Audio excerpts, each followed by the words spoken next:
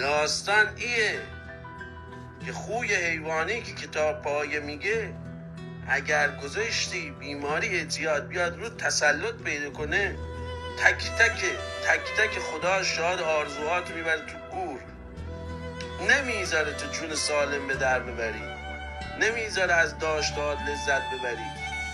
پس نقطه مقابل بیماری رو به هم تو از امروز تمرین کنیم. بهبودی نقطه مقابل بیماری اعتیاد.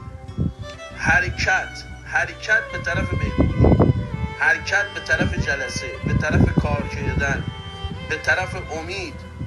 بیماری اعتیاد میگه چی صبح؟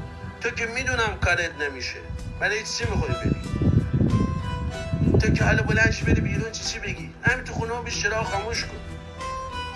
تو که حالا معلومه که کارت درست شد. با معلوم نیست، دور دیگه هم میمیره بدبخت میشه. دائمی چی ها رو بهت میگه؟ به خاطر همین تو نیاز به یه مشاور روحانی داری که کتاب راهنما و رهنمون میگه. اون موقع است که تو دست به تلفن میشی، اون موقع است که یه وایس میذاری، اون موقع است که بلند میشی، یه انرژی میگیری، مثل یه کسی که باتریش خالی شده شارژ میشه.